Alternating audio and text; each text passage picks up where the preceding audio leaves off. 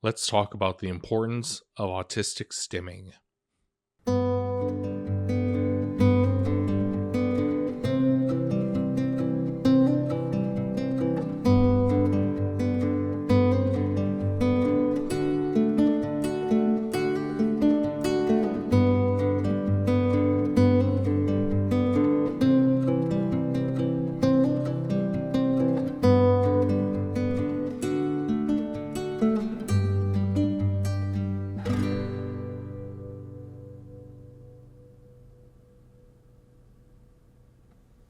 Hey, folks, welcome to the Autistic Adoptee channel. As the channel name suggests, I am both autistic and I am an adoptee. So, stimming is a topic that most of us have some understanding of, but it's actually a more expansive topic than many of us might actually realize. So, in this episode, we're going to delve a little bit deeper into stimming and try to gain a better understanding into the what and the why of stimming. As a quick high level overview, stimming is short for self-stimulatory behavior. And it refers to repetitive behaviors that are performed for the purpose of providing sensory stimulation of some sort. This behavior, this stimming behavior, is very common in autistic folks and in ADHDers, and it is less common to be exhibited by neurotypical people. These are not hard and fast rules, as there are some neurodivergent folks who do not stim at all, and there are some neurotypical folks who do. So, anyhow, I said that we were going to talk about the what and the why of stimming. So let's start with the what. What actually constitutes stimming? So as stimming provides sensory stimulation, it makes sense that there might be different types of stimming to stimulate the different senses. For instance, there's visual stimming, there's oral stimming, and tactile stimming, and so on and so forth, right? So let's start with visual stimming. Visual stimming refers to things that stimulate the sense of sight, like moving the hands in front of, or some object in front of the eyes, staring at lights or colors that are moving or changing, staring at objects that are moving in a repetitive way, or maybe spinning, or they're patterned in some way, and then tracing the patterns with our eyes or whatever. It can be things like blinking rapidly, or blinking in like a repetitive pattern, or maybe a random pattern. It can be staring out the corner of an eye, or switching corners of the eyes and staring alternately out the corners of the eyes to distort the vision a little bit. And then there's tactile stimming. So tactile stimming refers to things like that stimulate the sense of touch, like rubbing or touching certain cloths, or objects or surfaces. Surfaces that might have different textures, like wood is different from stone, or it might have different temperatures or different consistencies, like squeezing putty, or a stress ball, or a gel thing. It can be tactile stimming can be things like rubbing the fingers together, or rubbing your hands together, or rubbing the arms, or rubbing your feet together, or other types of tactile stimming like that. It can be things like bouncing a leg or a foot, and I'm guilty of that. My leg is often just, my knee is just bouncing up and down nonstop. It can be things like drumming with the hands or the fingers against an object, a table, or your own body. It can be drumming. It can be opening, closing the hands, or clenching your toes within your feet, within your shoes, or flapping hands, or like raising an arm or leg up so you can feel the blood drain out of the limb. Anything that simulates that sense of touch, that tactile, physical sense, right? Oral stimming refers to stimulating the sense of taste or other sensations in the mouth. So it can be things like licking, chewing, sucking, or biting things, usually very familiar objects. Sometimes it can be things like seeking specific foods for a specific taste or specific texture that you want to experience. It can be repeated movements of the mouth, lips, tongue, jaw, or throat. Anything that has to do with that sense of taste or creating sensations in the mouth / throat area.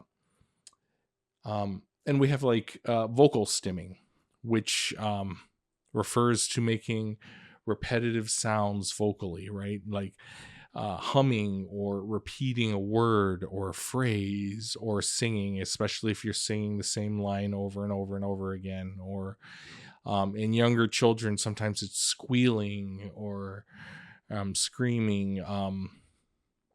It's sometimes things like clearing the throat or making grunting noises over and over and over again.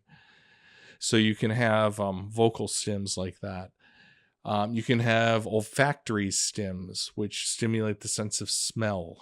Things like sniffing various objects, or sometimes sniffing other people or whatever. Or repeatedly sniffing a specific scent. I've mentioned in previous episodes that I smoke, and I don't condone or recommend smoking. I think it's a terrible habit, and I wish I'd never started. But I'll sometimes...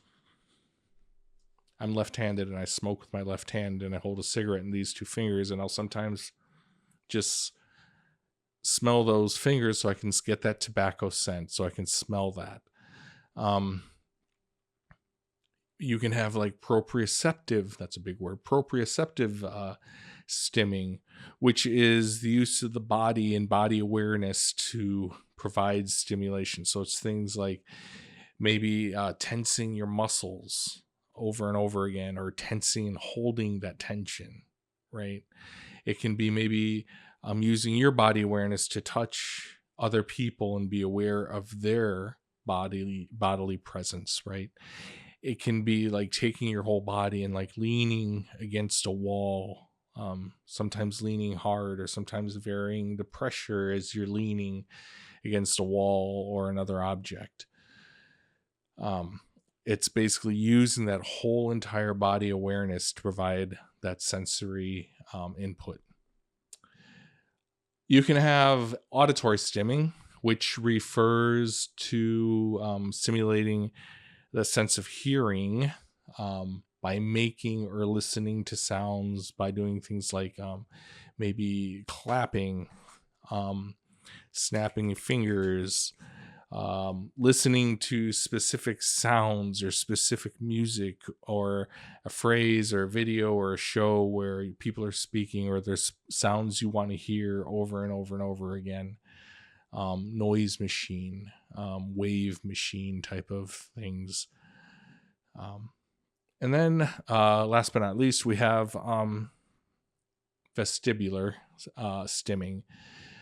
And vestibular stimming refers to stimulating the sense of balance by doing things like rocking or spinning. You see children, especially stereotypically, you see children spinning in circles, right? Or swinging,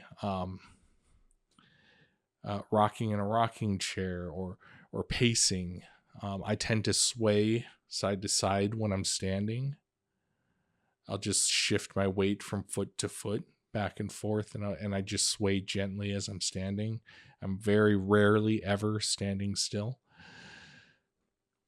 So anyways, it's important to remember here that while there are definitely stereotypes about stimming, and there are some stims that tend to be more common than others or more visible than others, stimming can vary from person to person, and it can vary greatly from person to person.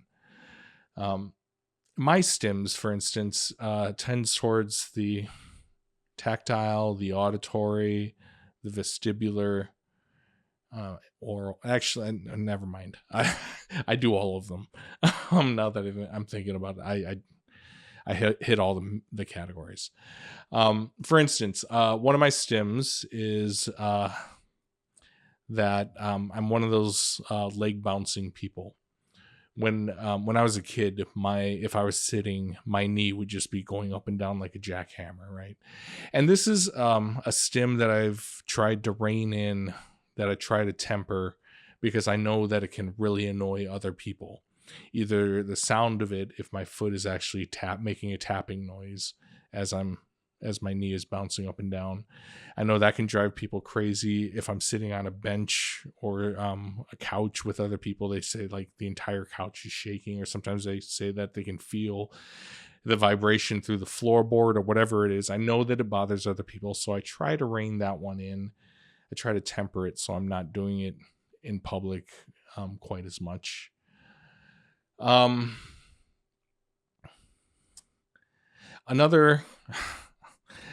tactile stim that I do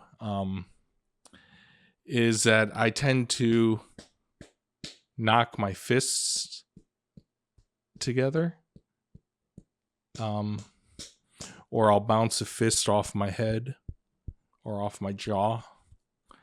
And I temper this one also. I try to rein this one in, and I definitely try not to do it in public, because I know that people are always afraid that it's some sort of self-harm, and it's not. I'm not self-harming. It does not hurt me at all. In fact, I actually really like the way it feels.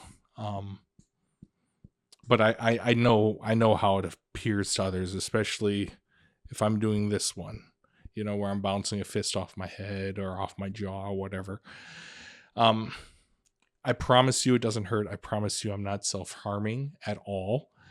And maybe in another episode in the future, I'll talk a little bit about my neuropathy and my greatly reduced sense of pain.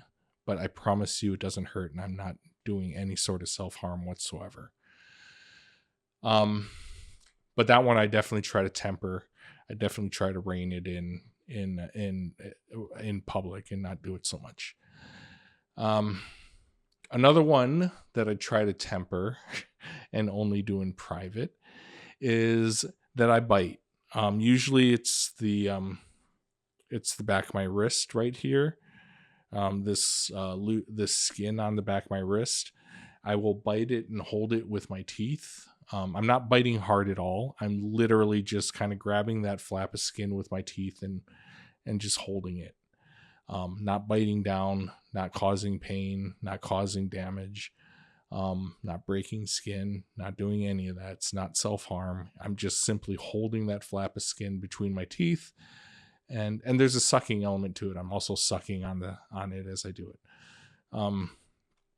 But again, that's one that I try not to do in public. That's one that I try to rein in.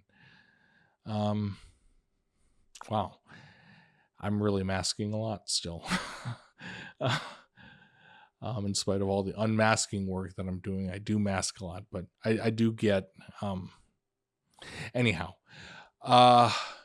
speaking of masking, one of the stims that I developed specifically for masking and is that I will swish saliva back and forth in my mouth or between my teeth.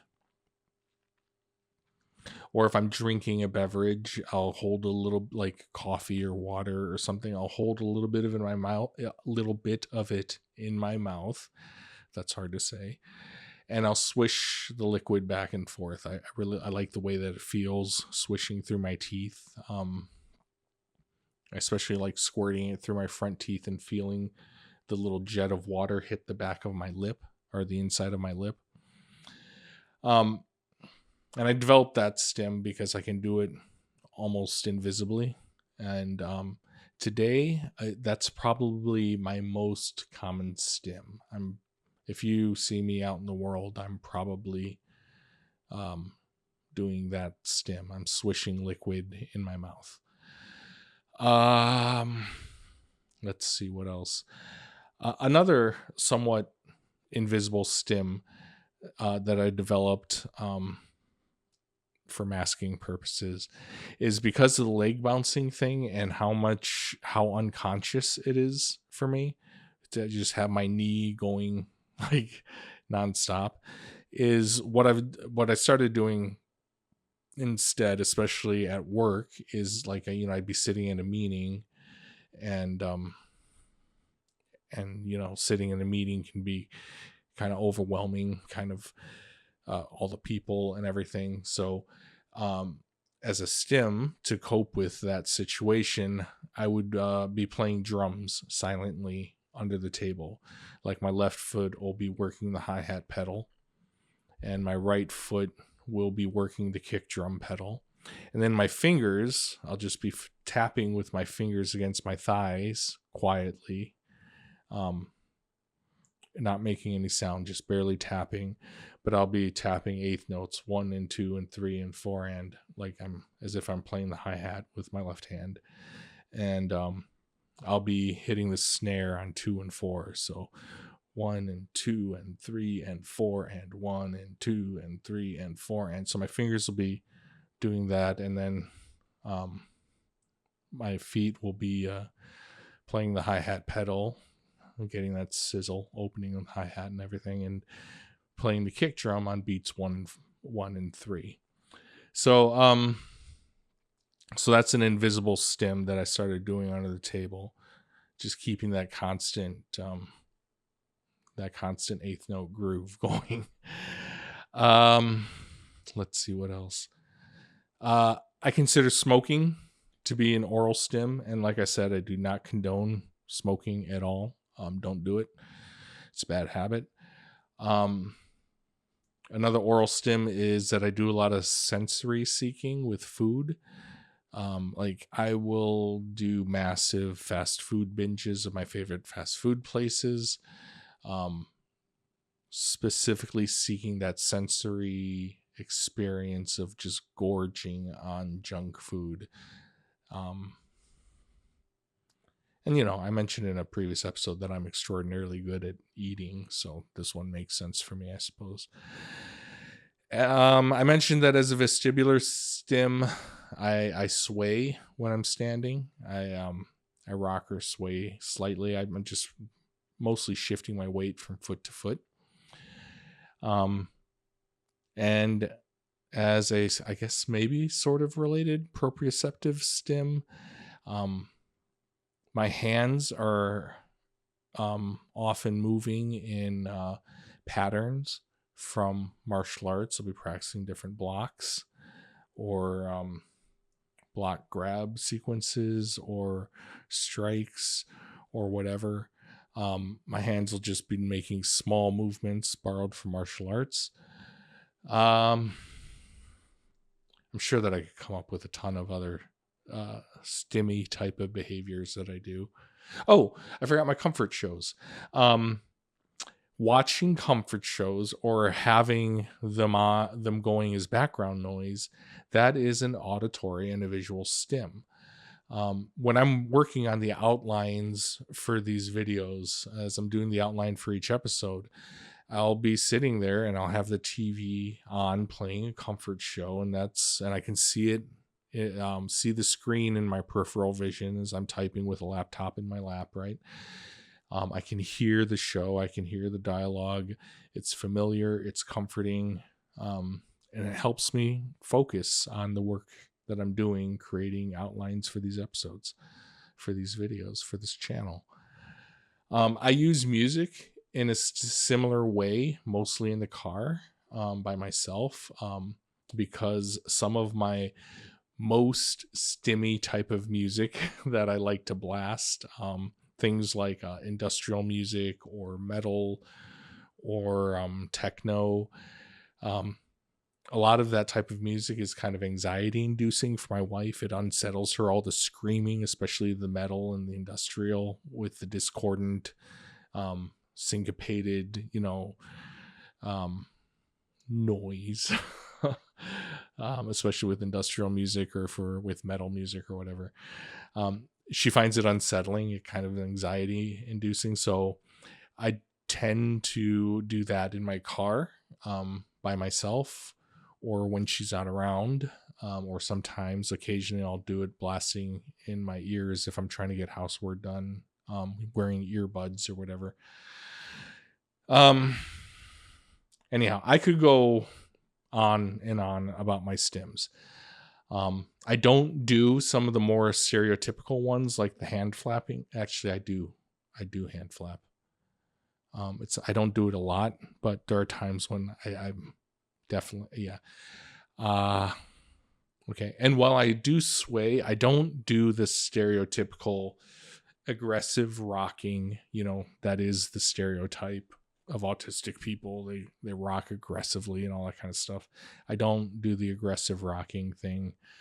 I don't really do any of the vocal stimming, the humming or the shouting or anything like that. But anyhow, the point is that stimming really is individualized to each person. And it is also important to reiterate once again that stimming isn't exclusive to neurodivergent people. Neurotypical people will stim as well. Some neurotypical people will stim also. The difference, however, is how important stimming is to neurodivergent people and what function stimming serves for us, right? And so that brings us to the why of the what and why question.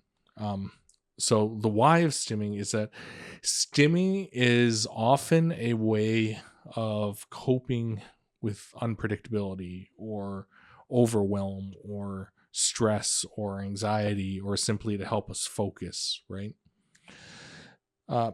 Basically, stimming is a form of self-regulation. It provides predictability, which is comfortable and comforting for many autistic folks, myself included. Our world is kind of unpredictable, right? And for autistic folks who take in so much more sensory information than allistic people do, and for autistic folks because we are we're so much less able to filter out unwanted stimulus than allistic people are, right?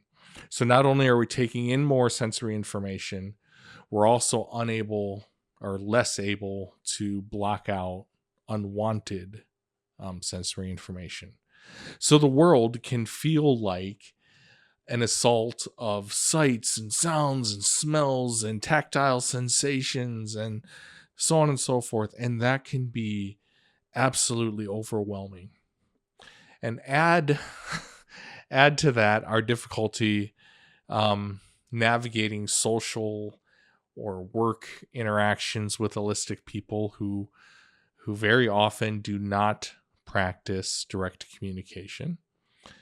So the predictability of stimming then becomes a very comforting thing when we're trying to navigate all these social situations or work situations. We're trying to deal with all the sensory information that we're taking in and that we can't block out in the same way that allistic people do.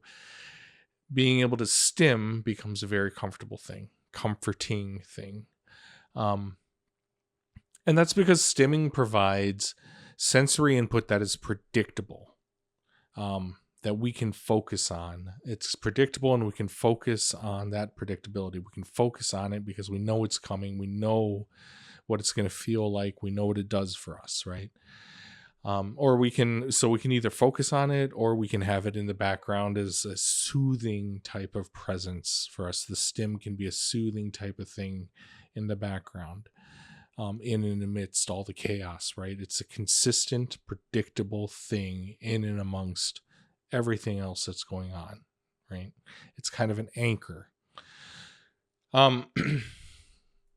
This predictable sensory input, it can help us block out the unpredictable input, right? It can help us self-soothe to reduce anxiety, stress. It can help us regulate emotions and so on. The predictability of stimming, of self-stimulatory behavior, can help us focus when we are surrounded by, that unpredictable, chaotic swirl of everything else, of all the other sensory input coming in. So stimming can also be a release for feelings, good or bad feelings, that have built up inside of us. It can be a release of energy. If we just have all this extra energy buzzing in our body, we can stim it out, right? And sometimes stimming just feels good. Stimming for the sake of stimming, because it feels good. I told you, this actually feels good to me, right? This feels good to me, right? So stimming just for the sake of stimming, because it feels good. And sometimes stimming is just a way of expressing joy, right? An autistic person who's laughing and smiling and stimming away, whatever the stimming is, if they're flapping their hands, if they're rocking, if they're clapping, if they're tapping their feet, or whatever the stim is, an autistic person laughing, smiling, stimming, that is a joyful and a beautiful thing. So what about y'all? Do y'all stim? What are your stims? When do you find yourself stimming? Do you use stims in the same ways that I do? I'd love to hear all about your wonderful, joyful stimming down in the comment section below. Hey folks, thanks for watching. If you liked the video, remember to drop a like and leave a comment or a question down below. If you're new here, subscribe and ring the notification bell for more content like this. Until the next video, keep living your best life and know that you deserve it.